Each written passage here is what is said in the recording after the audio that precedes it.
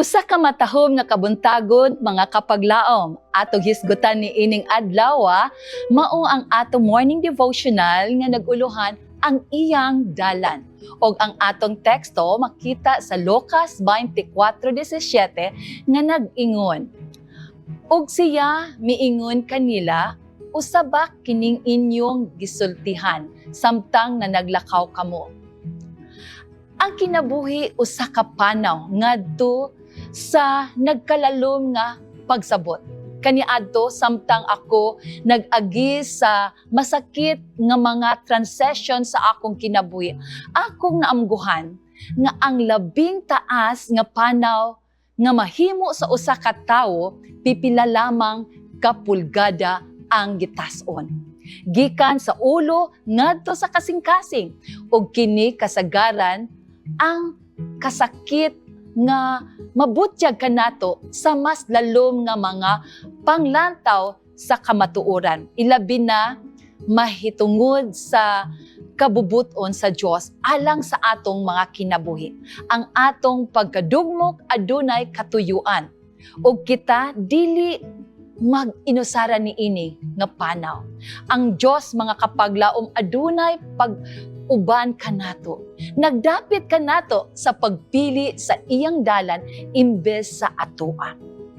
Usa sa mga tema sa Ebanghelyo ni Lucas mahitungod sa mga panaw ang tanan nagliho. Apan kini dili lamang mga geograpikanhon pagpanaw mga kapaglaon. Mga panaw kini bahin sa panglantaw ug mga panaw ngadto sa balangay sa Emos. Walay exception. Ang gilayon, gibana-bana nga 7 kamilyas. Mabasa nato kini sa Lucas 24:13. Ug sa dalan, ang duha ka mga disipulo naghisgot. Niining tanan nga mga butang nga nahitabo, lakip na ang taho sa mga babayi nga nag-isip nga mga lalaki nga binuang. In versikulo 11, 12, 14, 22 to 24 nagaingon, ug samtang nagsultihanay ug nagpangutan-anay sila. Si Jesus miduol ug mikuyog kanila. Sa versikulo 15. Mga kapaglaom, sa magayod diini si Jesus, siya mo anhi ug makigtagpo kanato kun asa kita. Siya mo kuyog kanato sa atong panaw aron sa pagdapit kanato, sa pagsalig kaniya sa iyang pamaagi ug sa iyang kabubuton.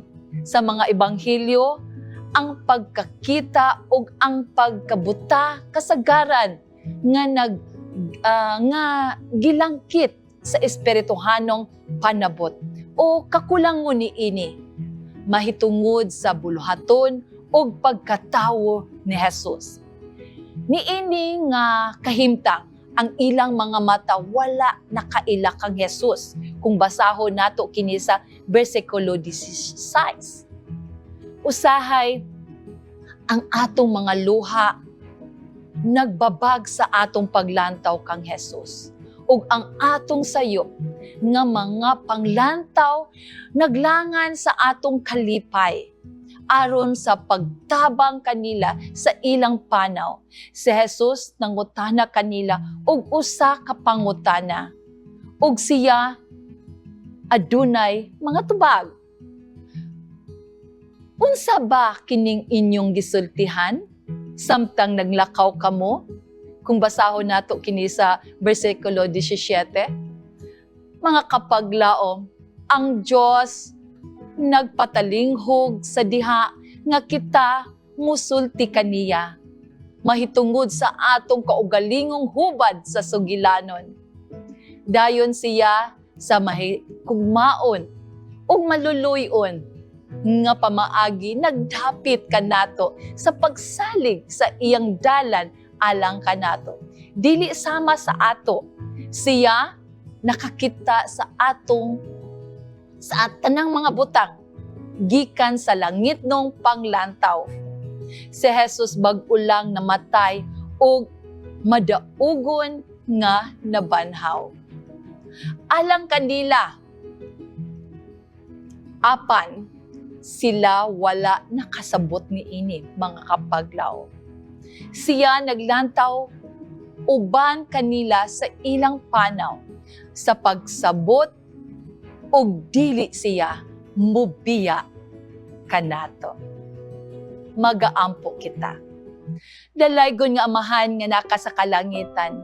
Salamat Ginoo sa higayon nga kami nakatawag kanimo. Salamat Ginoo sa among nadunggan ug nabasa karon nga ikaw in spite sa mga challenges, trials sa among kinabuhi, panimbasog dinhi sa kalibutan, naa ka kanunay nagakuyog og dili magabiya alang kanamo. Salamat Ginoo nga nahimo kanamo nga higala ug ikaw kanunay ang amo nga partner sa among mga kinabuhi. Salamat sa imong pagpasaylo o pagtubag sa among pag-ampo sa ngalan ni Jesus. Amen.